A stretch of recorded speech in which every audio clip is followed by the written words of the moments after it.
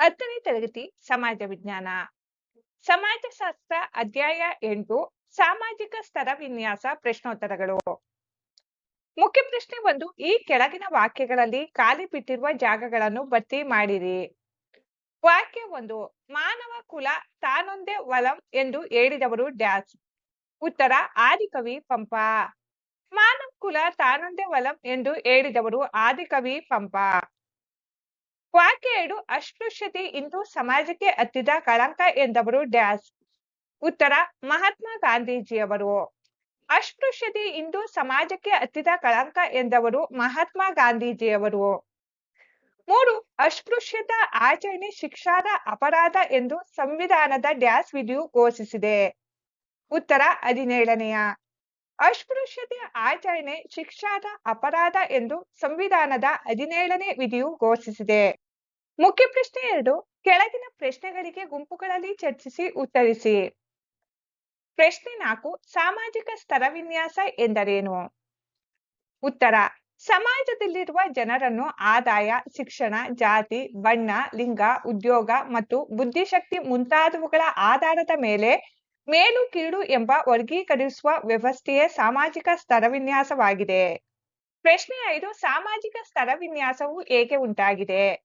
ಉತ್ತರ ಸಮಾಜದಲ್ಲಿ ಲಭ್ಯವಿರುವ ಆರ್ಥಿಕ ಹಾಗೂ ಸಾಮಾಜಿಕ ಅವಕಾಶಗಳು ಎಲ್ಲರಿಗೂ ಸಮಾನವಾಗಿ ಸಿಗದೆ ಹೋದಾಗ ಈ ವ್ಯವಸ್ಥೆಯು ಸೃಷ್ಟಿಯಾಗುತ್ತದೆ. ಉದಾಹರಣೆಗೆ, ಶ್ರೀಮಂತ ಕುಟುಂಬದಲ್ಲಿ ಜನಿಸಿದ ಮಕ್ಕಳಿಗೆ ಉತ್ತಮ ಪೌಷ್ಟಿಕ ಆಹಾರ, ಶಾಲೆ ಮತ್ತು ಉದ್ಯೋಗದ ಅವಕಾಶಗಳು ಹೆಚ್ಚಿರುತ್ತವೆ. ಆದರೆ ಬಡವರ ಮಕ್ಕಳಿಗೆ ಇಂತಹ ಮೂಲಭೂತ ಅವಕಾಶಗಳು ತೀರಾ ಕಡಿಮೆ ಇರುತ್ತವೆ. ಭಾರತದಲ್ಲಿ ಸಾವಿರಾರು ವರ್ಷಗಳಿಂದ ರೂಢಿಯಲ್ಲಿದ್ದ ಜಾತಿ ಪದ್ಧತಿಯು ಜನರನ್ನು ಮೇಲು ಕೀಳು ಎಂದು ವಿಂಗಡಿಸಿ ಸ್ತರ ವಿನ್ಯಾಸವನ್ನು ಸೃಷ್ಟಿಸಿತು. ಅಮೆರಿಕದಂತ ದೇಶದಲ್ಲಿ ಕೇವಲ ಬಣ್ಣ ಮತ್ತು ಜನಾಂಗದ ಆಧಾರದ ಮೇಲೆ ಜನರನ್ನು ಗುಲಾಮರಂತೆ ನಡೆಸಿ ಸ್ತರ ವಿನ್ಯಾಸವನ್ನು ಉಂಟು ಮಾಡಲಾಗಿತು. ಪ್ರಶ್ನೆ 6. ಪೂರ್ವಗ್ರಹ ಎಂದರೇನು? ಉತ್ತರ ಒಬ್ಬ ವ್ಯಕ್ತಿ ಅಥವಾ ಒಂದು ಸಮುದಾಯದ ಬಗ್ಗೆ ಯಾವುದೇ ವಾಸ್ತವಿಕ ಅನುಭವ ಅಥವಾ ಜ್ಞಾನವಿಲ್ಲದೆ ಮುಂಚಿತವಾಗಿಯೇ ಮನಸ್ಸಿನಲ್ಲಿ ರೂಪಿಸಿಕೊಂಡಿರುವ ಪೂರ್ವಯೋಚಿತ ಅಥವಾ ಪೂರ್ವ ನಿರ್ಧರಿತ ಋಣಾತ್ಮಕ ಅಥವಾ ಧನಾತ್ಮಕ ಮನೋಭಾವನೆಯೇ ಪೂರ್ವಗ್ರಹ. ಪ್ರಶ್ನೆ 7. ಅಸ್ಪೃಶ್ಯತಾ ನಿವಾರಣೆಯ ಸಂವಿಧಾನಾತ್ಮಕ ಮತ್ತು ಶಾಸನಾತ್ಮಕ ಕ್ರಮಗಳ್ಯಾವುವು ವಿವರಿಸಿ. ಉತ್ತರ ಸಂವಿಧಾನಾತ್ಮಕ ಕ್ರಮಗಳು. ಸಂವಿಧಾನದ 17ನೇ ವಿಧಿಯು ಅಸ್ಪೃಶ್ಯತಾ ಆಚರಣೆಯನ್ನು ಸಂಪೂರ್ಣವಾಗಿ ನಿಷೇಧಿಸಿದೆ. 15, 16, 38 ಮತ್ತು 46ನೇ ವಿಧಿಗಳು ತಾರತಮ್ಯ ವಿರೋಧಿಸುತ್ತದೆ.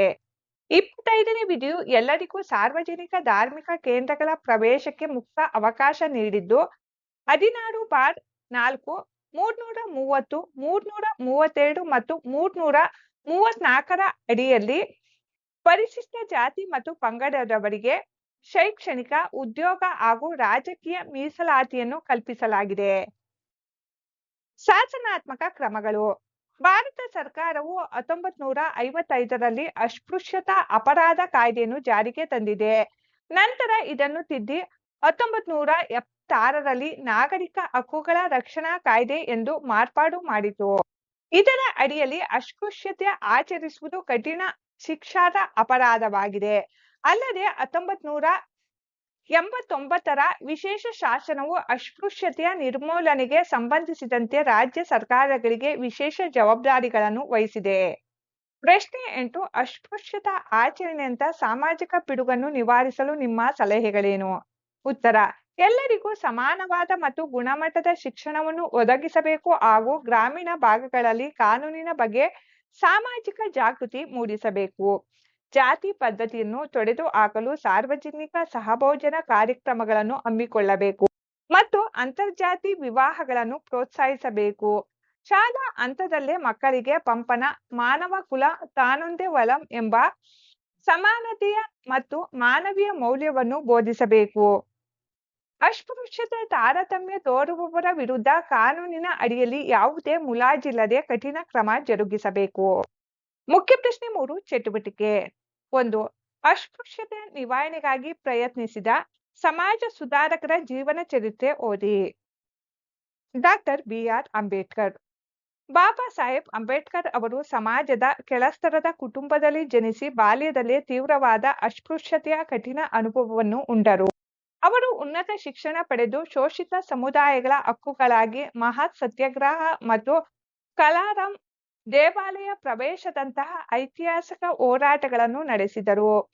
ಸ್ವತಂತ್ರ ಭಾರತದ ಸಂವಿಧಾನವನ್ನು ರಚಿಸುವಾಗ 17ನೇ ವಿಧಿಯ ಮೂಲಕ ಅಸ್ಪೃಶ್ಯತಾ ಆಚರಣೆಯನ್ನು ಸಂಪೂರ್ಣವಾಗಿ ನಿಷೇಧಿಸಿ ಶೋಷಿತರ ಉದ್ಧಾರಕ್ಕೆ ಕಾನೂನಿನ ರಕ್ಷಣೆ ನೀಡಿದರು. ಮಹಾತ್ಮ ಜ್ಯೋತಿಬಾ ಫುಲೆ ಇವರು ಮಹಾರಾಷ್ಟ್ರದ ಪ್ರಮುಖ ಸಮಾಜ ಸುಧಾರಕರಾಗಿದ್ದು, ಸಮಾಜದಲ್ಲಿದ್ದ ಜಾತೀಯತೆ ಮತ್ತು ಶೋಷಣೆಯ ವಿರುದ್ಧ ಧ್ವನಿ ಎತ್ತಿದರು. ಶೂದ್ರರು ಮತ್ತು ಅಸ್ಪೃಶ್ಯರ ಏಳಿಗೆಗಾಗಿ ಇವರು 1873ರಲ್ಲಿ ಸತ್ಯಶೋಧಕ ಸಮಾಜವನ್ನು ಸ್ಥಾಪಿಸಿದರು. ಕೆಳಜಾತಿಯ ಜನರಿಗೆ ಸಾರ್ವಜನಿಕ ಬಾವಿಗಳಿಂದ ನೀರು ಸಿಗದಿದ್ದಾಗ ತಮ್ಮ ಸ್ವಂತ ಮನೆಯ ನೀರಿನ ಬಾವಿಯನ್ನೇ ಅವರಿಗಾಗಿ ಮುಕ್ತಗೊಳಿಸಿದರು. ತಮ್ಮ ಪತ್ನಿ ಸಾವಿತ್ರಿಬಾಯಿ ಫುಲೆ ಅವರೊಂದಿಗೆ ಸೇರಿ ದಲಿತರು ಮತ್ತು ಮಹಿಳೆಯರಿಗಾಗಿ ಭಾರತದ ಮೊದಲ ಶಾಲೆಯನ್ನು ಪ್ರಾರಂಭಿಸುವ ಮೂಲಕ ಶಿಕ್ಷಣದ ಕ್ರಾಂತಿ ಮಾಡಿದರು. ಮುಖ್ಯ ಪ್ರಶ್ನೆ 4 ಯೋಜನೆ 1. ಅಸ್ಪೃಶ್ಯತೆ ನಿವಾರಣೆಗಾಗಿ ನಿಮ್ಮ ಯೋಜನೆಗಳನ್ನು ಬರೆದು ಶಿಕ್ಷಕರೊಂದಿಗೆ ಚರ್ಚಿಸಿ. ಮಾನವ ಕುಲಂ ತಾನೊಂದೇ ಒಲಂ ಎಂಬ ತತ್ವದಂತೆ ಸಮಾಜದಲ್ಲಿ ಎಲ್ಲರೂ ಸಮಾನರು. ಈ ಅಮಾನುಷ ಪಿಡುಗನ್ನು ಹೋಗಲಾಡಿಸಲು ನಾನು ರೂಪಿಸಿರುವ ಸರಳ ಯೋಜನೆಗಳು ಹೀಗಿವೆ. ಶಾಲಾ ಹಂತದಲ್ಲೇ ಮಕ್ಕಳಿಗೆ ಜಾತಿ ತಾರತಮ್ಯ ಮಾಡದಂತೆ ಸಮಾನತೆಯ ಮಾನವೀಯ ಮೌಲ್ಯಗಳನ್ನು ಕಲಿಸುವುದು. ಗ್ರಾಮೀಣ ಭಾಗಗಳಲ್ಲಿ ಸಂವಿಧಾನದ 17ನೇ ವಿಧಿ ಮತ್ತು ನಾಗರಿಕ ಹಕ್ಕುಗಳ ರಕ್ಷಣಾ ಕಾಯ್ದೆಯ ಬಗ್ಗೆ ಬೀದಿ ನಾಟಕಗಳ ಮೂಲಕ ಜನರಿಗೆ ಅರಿವು ಮೂಡಿಸುವುದು. ಜಾತಿಯ ಗೋಡೆಗಳನ್ನು ಉರುಳಿಸಲು ಎಲ್ಲಾ ಸಮುದಾಯದ ಜನರು ಒಟ್ಟಾಗಿ ಪಾಲ್ಗೊಳ್ಳುವ ಸಾರ್ವಜನಿಕ ಸಹಭೋಜನಗಳನ್ನು ಹಮ್ಮಿಕೊಳ್ಳುವುದು. ಹಳ್ಳಿಗಳಲ್ಲಿರುವ ಸಾರ್ವಜನಿಕ ಕೆರೆ, ಬಾವಿ ಮತ್ತು ದೇವಸ್ಥಾನಗಳಿಗೆ ಎಲ್ಲಾ ವರ್ಗದ ಜನರಿಗೂ ಸಮಾನ ಪ್ರವೇಶ ಸಿಗುವಂತೆ ಕಟ್ಟುನಿಟ್ಟಿನ ಕ್ರಮ ಕೈಗೊಳ್ಳುವುದು.